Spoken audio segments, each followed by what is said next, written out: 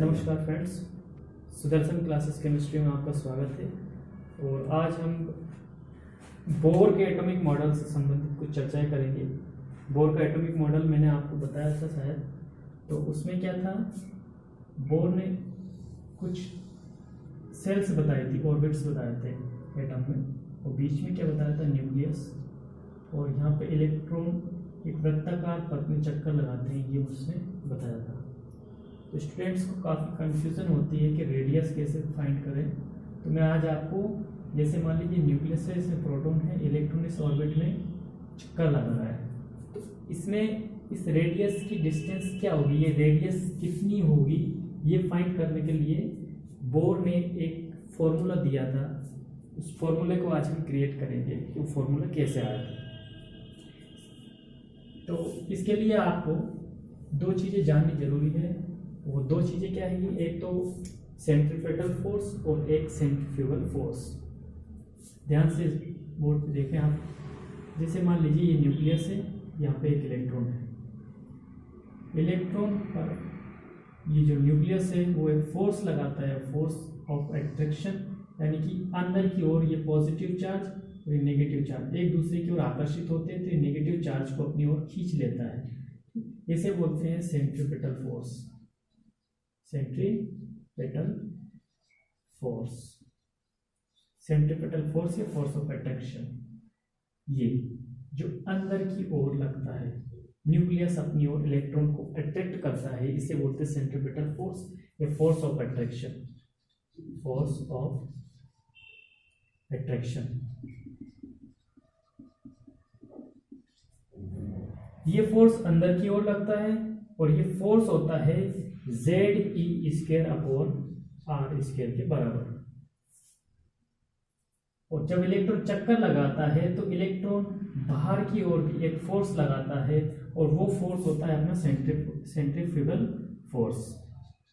वो फोर्स होता है अपना सेंट्रीफ्यूगल फोर्स। ये फोर्स क्या करता है, पुल करता है इलेक्ट्रॉन को बाहर की ओर, सेंट्रीफ्यूगल फोर्स, और ये फोर्स होता है mv² अपॉन R की। अब इन दोनों चीजों को ध्यान से देखना। मान लीजिए कोई फोर्स अंदर खींच रहा है और एक फोर्स बाहर खींच रहा है। यदि दोनों फोर्स को इक्वल कर दिया जाए तो इलेक्ट्रॉन ना तो अंदर आ पाएगा ना बाहर।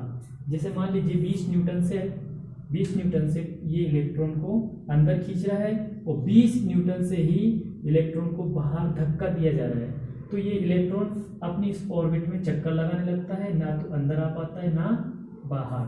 ठीक है, तो इसको हम यदि जमा के देखें और यहाँ से रेडियस का फॉर्मूला क्रिएट करें, तो यहाँ देखना बोर्ड पे, आप बोर्ड से, जैसे सेंट्रीपेटल फोर्स, सेंट्रीपेटल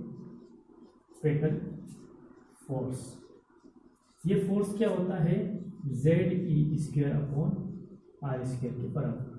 Z आप जानते हो, Z क्या होता है, एटॉमिक नंबर,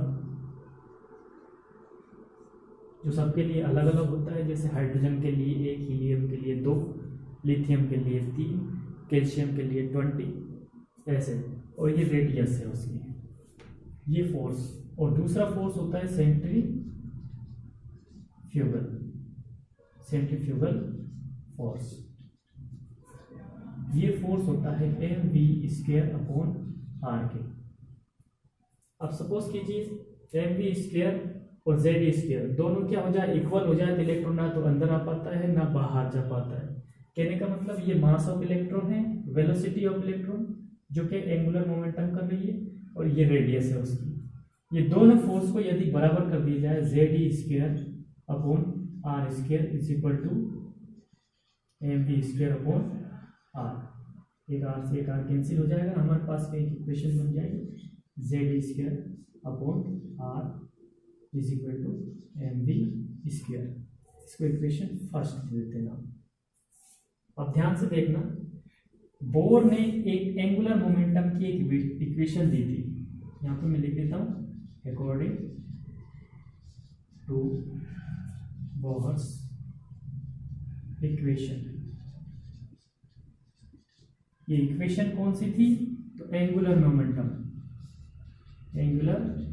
मोमेंटम वाली इक्वेशन थी, angular momentum.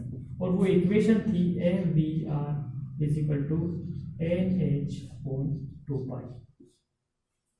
Mass of electron, velocity of electron, radius of electron, atom, number of shells, ये क्या है, ऑर्बिट्स की संख्या, h है प्लांक कांस्टेंट, ये दोनों कांस्टेंट है, पाई कांस्टेंट है।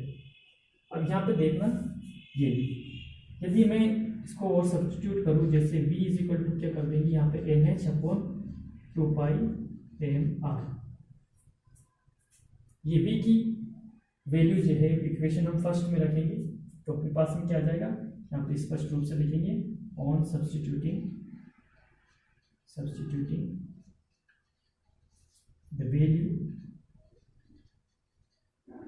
Of v in equation first, यहाँ पे रखेंगे इसको, तो अपने पास में क्या आ जाएगा, यहाँ लिख देते हैं इसको, अपने पास में आ जाएगा, इस m की जगह m लिखा रहेंगे तो v की जगह लिखेंगे अपन n ये वाली वैल्यू, यानी कि इसको क्या करेंगे, n का n स्क्वायर हो जाएगा, h स्क्वायर हो जाएगा, स्क्वायर होने के बाद में 2 का क्या हो जाएगा, 2 स्क्वायर यानी कि 4, पाई का हो जाएगा pi square, n square r square, और इसके सामने क्या लिख देंगे हम, z e square upon r।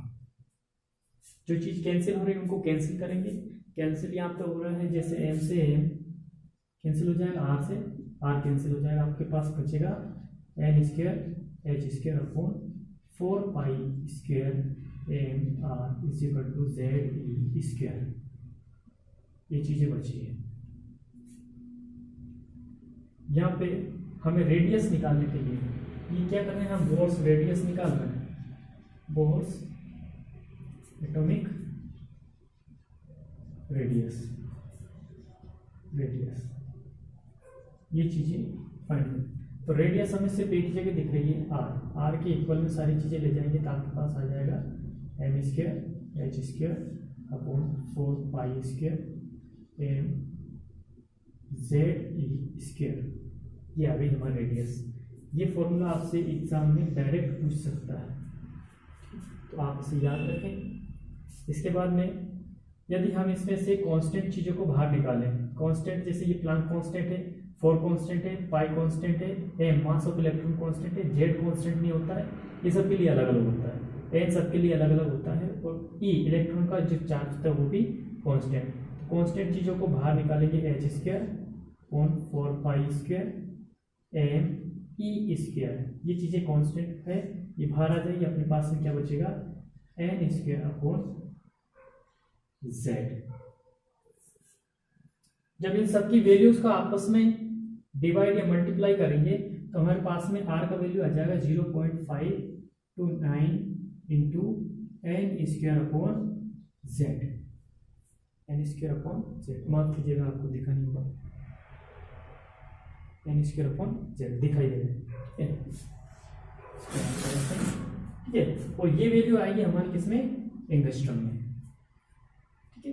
यानी कि यहाँ पे लिख देते हैं इसको कि r इज इक्वल टू हो गया 0.529 into n square upon z, ये है एंगस्ट्रॉम में। एंगस्ट्रॉम बराबर होता है, यानी कि एक angstrom is equal 10 to the power minus 10 metre, इसके बराबर होता है, ये भी याद रखना है आपको, सकता है कभी पूछ लिया। आगे यदि इसको सेंटीमीटर में देखें तो r is equal to centimetre में देखें तो 0.529 into 10 to the power minus 8 into n square upon z, और ये किस में आ जाएगी, सेंटीमीटर। ये हमारे पास में रेडियस कैलकुलेटिंग फॉर्मूला है। इसके बेस पे आप किसी भी, यदि आपको n दे रखा हो, यानी कि कौन से सेल में है हमारा इलेक्ट्रॉन, उस इलेक्ट्रॉन के माध्यम से आप क्या कर सकते हो, रेडियस फाइंड कर सकते हो, ठीक है। ये आपको दिखा नहीं होगा, मैं इसको इधर लिख देता हूँ, कहीं पे यहाँ पे लिख देता हूँ कि r is equal to 0.529 into 10 to the power minus 8 into n square upon z, ये हमारा सेंटीमीटर है, ये रेडियस का कैलकुलेटिंग फॉर्मूला है। इसके बेस पे आप क्या कर सकते हो, जैसे मान लीजिए चौथी सेल में, फोर्थ सेल में यदि इलेक्ट्रॉन है तो n का वैल्यू हो जाएगा 4, और एटॉमिक नंबर तो आपको पता है, जैसे 1 2 3। हाइड्रोजन के लिए इसमें एक ही रखना है, हाइड्रोजन के लिए एक, हीलियम का दे दिया हो तो 2 रखना है यहाँ पे। इसके बेस पे आप क्या कर सकते हो, रेडियस फाइंड कर सकते हो। और यहाँ पे एनर्जी के जो रेडियस की जो इस फॉर्मूले के बेस पे हम कुछ कॉन्क्लूजन्स देखेंगे। जैसे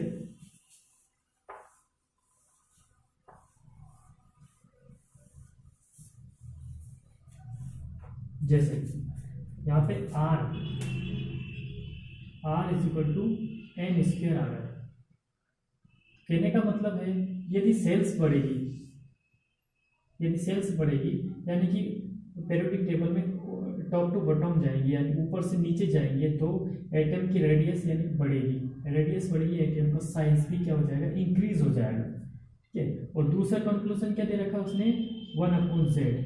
कहने का मतलब लेफ्ट टू राइट जाएंगे पेरियोडिक टेबल में, हाइड्रोजन से हीलियम की तरफ, यानी इस तरफ जाएंगे तो देखिए ये एक दूसरे के अपोजिट है, यानी z का वैल्यू बढ़ेगा, एटॉमिक नंबर बढ़ेगा तो रेडियस क्या हो जाएगी, कम हो जाएगी। रेडियस कम हो जाएगी तो एटम का साइज क्या हो जाएगा, छोटा। तो ये था रेडियस निकालने का रेडियस कैलकुलेटिंग प्रोसेस, और ये इसके 2 कंक्लूजन्स है। आपको याद रखना, पेरियोडिक टेबल में ऊपर से नीचे जाएंगे तो सेल्स की संख्या क्या होगी, बढ़ेगी। सेल्स की संख्या बढ़ेगी तो एटॉमिक रेडियस बढ़ेगी। एटॉमिक रेडियस यदि बढ़ेगी तो एटम का साइज भी क्या हो जाएगा, बढ़ जाएगा। जैसे मान लीजिए इसमें 2 सेल्स है, 3 सेल्स हो गई तो एटॉमिक का साइज क्या हो गया, बढ़ गया। ठीक है, और यदि z बढ़ेगा यानी एटॉमिक नंबर बढ़ेगा एक ही पीरियड में, एक ही आवर में, तो कहने का अर्थ ये है ये एक दूसरे के अपोजिट है और एटम का साइज बढ़ जाएगा। ठीक है, यदि ये वीडियो आपको अच्छा लगा हो तो इसे लाइक करिए, शेयर करिए, सब्सक्राइब करिए। इस चैप्टर में लगभग 100 क्वेश्चन है न्यूमेरिकल्स। आपको कोई दिक्कत हो तो आप कमेंट करके बताइए मुझे, इस नंबर का सवाल पूछना, किसी क्वेश्चन में आपको प्रॉब्लम आ रही तो मैं इसमें न्यूमेरिकल को सॉल्व करवाऊंगा।